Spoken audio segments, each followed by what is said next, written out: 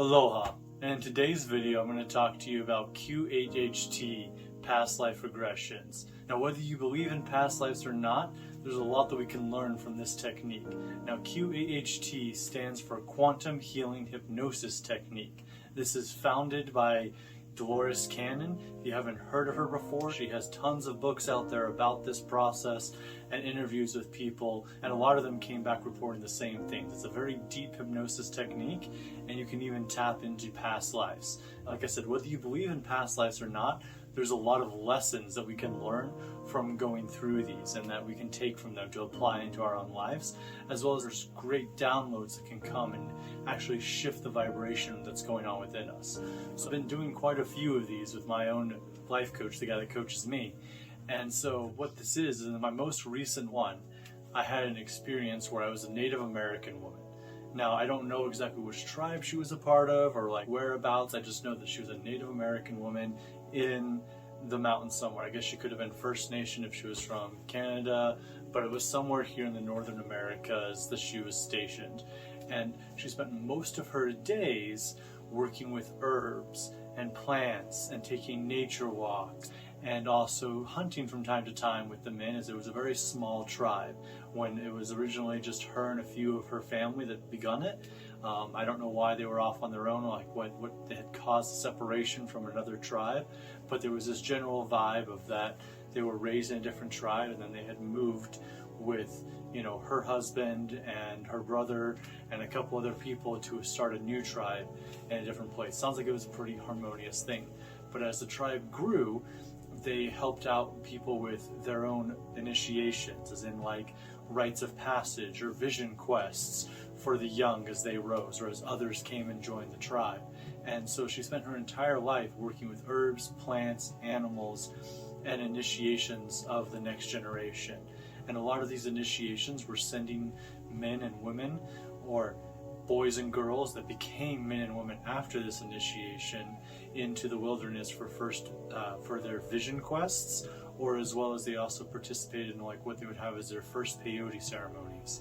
They'd have peyote ceremonies with them, and they'd have quite a few without the tribe, but her main theme was prepping people for their first one. So they would go have a peyote ceremony and then go on a vision quest, or they would have a vision quest and then return from a peyote ceremony. And she spent a lot of her life doing this.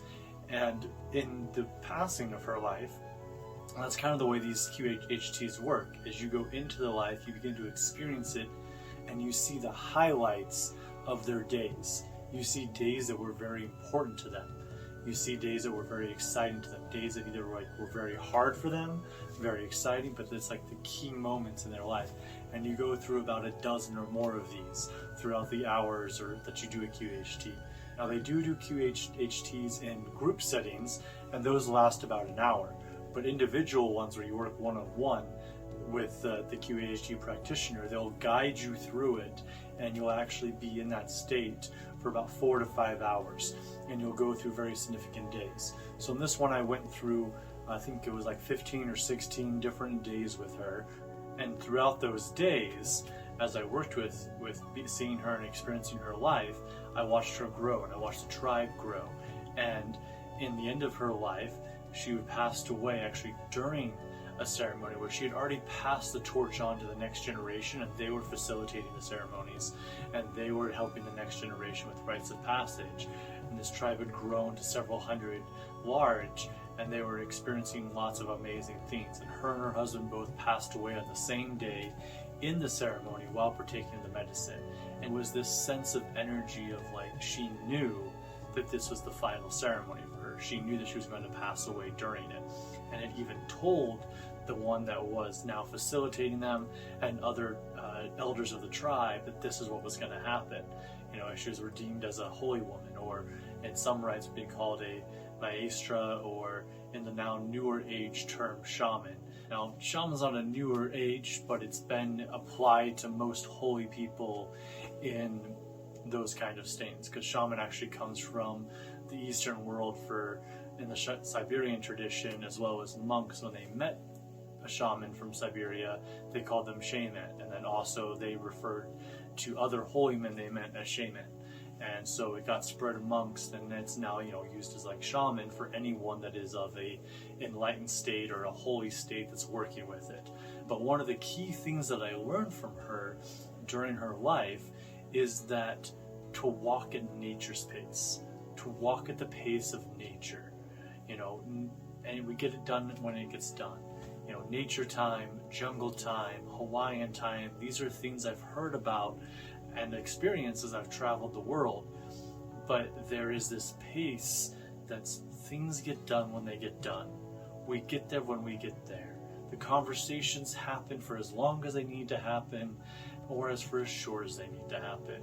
For this concept of stress and anxiety and do, and always moving to the next task and like pushing ourselves into a perpetual state of stress is actually a man-made concept.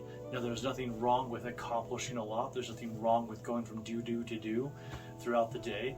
And by do's, I mean D-O, do's, that we do throughout the day. There's nothing wrong with that.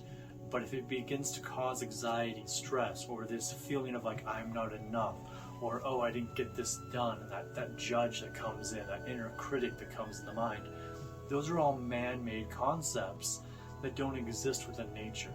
And so through her life, I learned to drop those and to walk more at the pace of nature, to spend more time in nature, more time connecting with nature, slowing down, as well as like I, you know, experienced a lot of things throughout her life. And even when she birthed her children, there was, you know, a peacefulness of it. Of course, it was hard and it was rough, and there was, you know, the normal birthing issues that came on through a natural birth. But there wasn't as much stress as I've seen mothers here carry out, or as I've experienced friends and sisters have their children. You know, the leading up during the pregnancy can be quite a hormonal time and a lot of stress and anxiety. And, oh, is the baby okay? Is it not? But there was this walking at the pace of nature, knowing that it was fine, it was perfectly okay. And even as other traumatic events happened throughout her life and other extreme moments that were very heavy, there was always this gratitude for it, a beauty, giving beauty to the painting of it. You know, here, carry out, or as I've, like, you imagine a beautiful canvas, the best beautiful picture you can think of. It's really pretty because there are dark moments in there. There are dark tones that make the beautiful parts of it pop. And that was the appreciation she had to understand there's an ebb and a flow to natureness. There's an ebb and a flow to nature's flow. And there's an ebb and a flow to life.